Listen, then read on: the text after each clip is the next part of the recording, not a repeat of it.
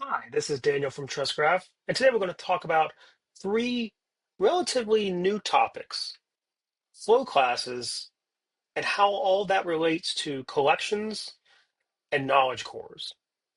So again, we're going to be using the retail demo, but we're not going to be using the MCP part today. We're just going to be using the knowledge graph portion. As always, the link is in the description. If my finger, there it is, doesn't stop disappearing on me, just down below. I already have TrustGraph up and running, and we are here in the workbench. Uh, I, you may have to enable this into the settings. So if you go to settings, you will see there's some things you can toggle on now. And one of those is the flow classes. So what are flow classes?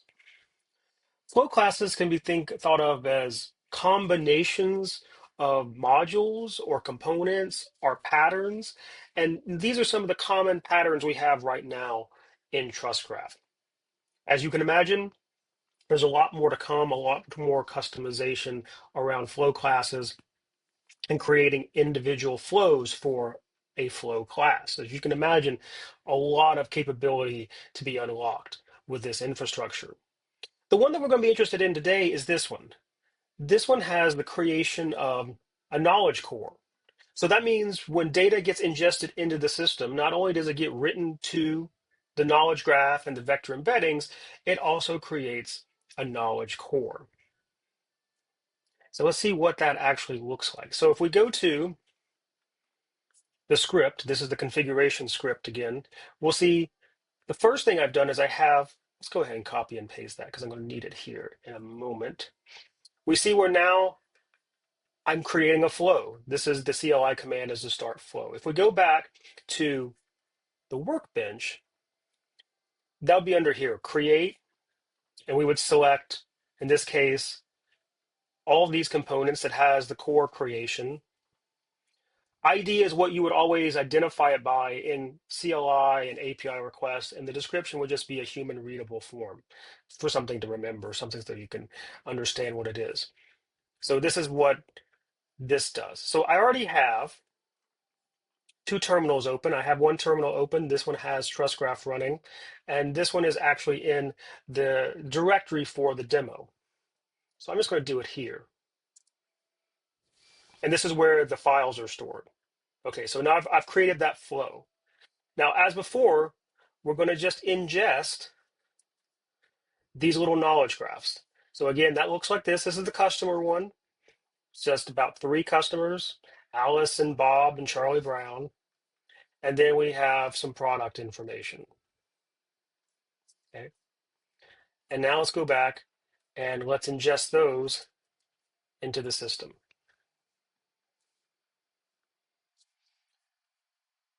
Now, the difference this time is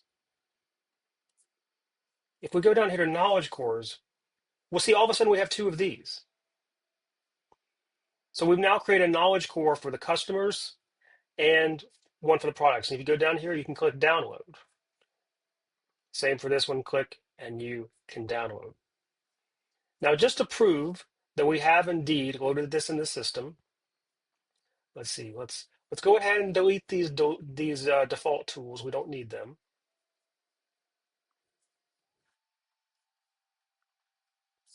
Let's add our tools, and they're here in the script, for querying the customer collection and the products collection. Okay, let's add those back, this time with the CLI. We'll do that right here. Okay, so we now have those tools. If we come back, we can see we have the tools, which means in the agent tool, I can do something like say, tell me about Alice Johnson. And while it's doing this, we can go back and remember what might it find for Alice Johnson. Her name, email address, phone number. She is a loyalty member and she has this particular order. And even down, we can see how this is linked. This is her address. So if we go back, we'll see indeed the system is finding her information. And I'm still using Mistral Medium 3.1. There's a configuration file in the repo if you want to use the same exact configuration. And we can do the same thing for the Trail Seeker Pro.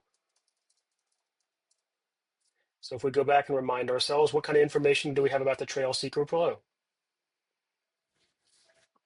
If we'll go back, we'll see that the system is now going to query the knowledge base, and it's going to find all that information, and it's going to return a similar output. There we go. So we have successfully loaded that information in the system, and the agent is able to pull those graph rag requests and provide us an output, an answer to our question. Now, what about those knowledge cores? Let me shut down TrustGraph for a second. I'm going to shut it down and remove all the volumes. So all the data is going to be erased. So why would we have knowledge cores and collections? Are they serving two different functions? Yes, they are. Let me bring TrustGraph back up. And this will give me a good time to explain all of this. So why? What's the difference? Why have the collections and the knowledge cores? So shout out to Tyler from HuntBase for this great analogy. All of the knowledge within TrustGraph is a bit like a library. So you have lots of books and lots of information in lots of different categories. And but if you think about the library, it's one central place where all of this knowledge is stored. So what are the collections? The collections are like shelves, where you might have a shelf that's just dedicated to information about customer records, for instance. Or you might have a shelf that's dedicated to just information about products for hiking. What are the knowledge cores then? Well, the knowledge cores are like the individual books because I can grab the book and I can take it with me. I can put it back. So they serve two different functions.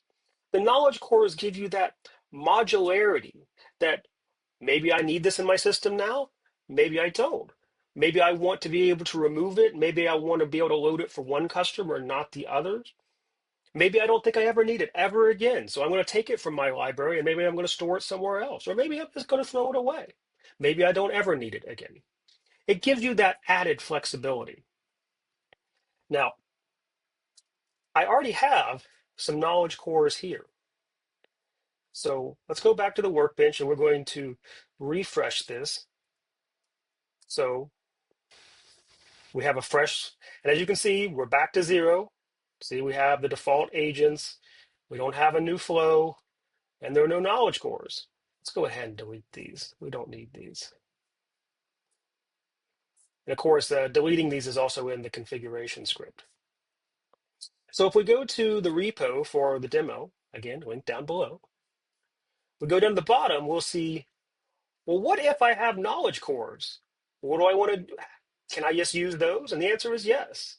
So there's a two-part loading system to knowledge cores. The first part is staging them. So you're basically putting them into the system and then loading them, which will actually make them live and available, and you can tie them to a collection.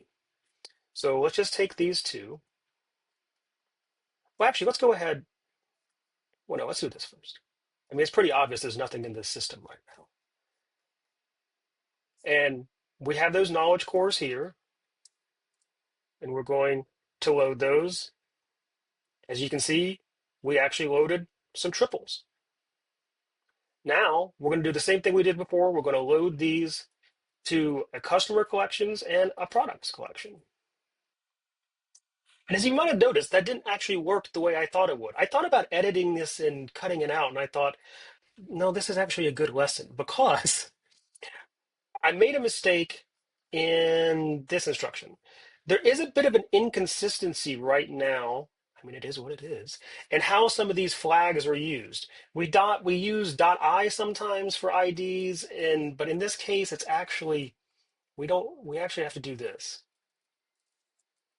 So that's the actual correct version. I'm going to go ahead and commit this.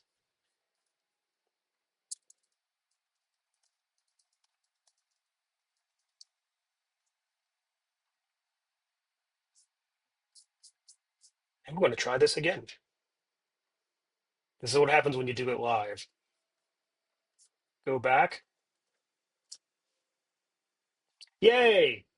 We learned together. But that is a good little that is a good little note that the CLI is there are some times when it's just dash I, and then there's sometimes when we have to do dash dash ID.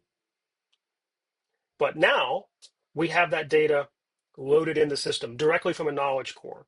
And to prove that, let's go back. And we don't have any tools, so let's rectify that. Once again, we're going to go back here, and we're going to set up these two tools, and we're going to do that through the command line because it's just a little bit quicker. And we're going to do the same thing. We're going to ask it to tell me about Alice Johnson.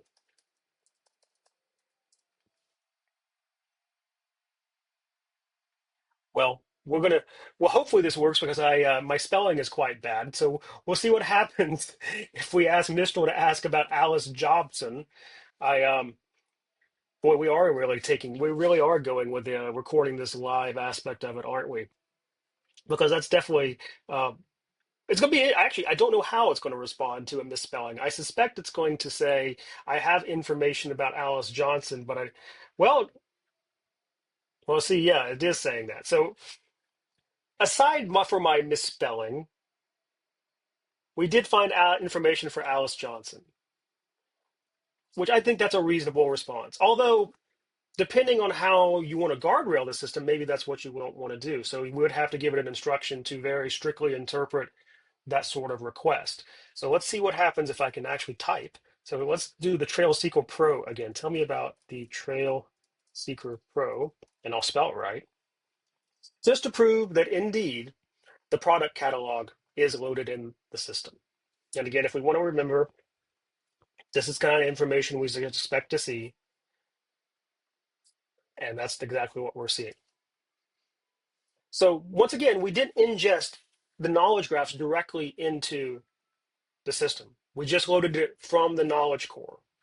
Now again, in this example, the knowledge graph is very simple. And I already have it in turtle format, so we can just directly ingest that in. But what happens like in a true library, we have an entire shelf full of books. Well, we don't want to have to do that ingest process every time. So once we create those knowledge cores, we have those modular components that we can then reuse and reload in the system. We can add to different collections. Say we have it in the wrong category, the wrong collection. Well, we can remove it from the system and add it back to a different collection. I hope this really helps with understanding the potential and all the different use cases that flow classes, flows, collections, and knowledge cores unlock.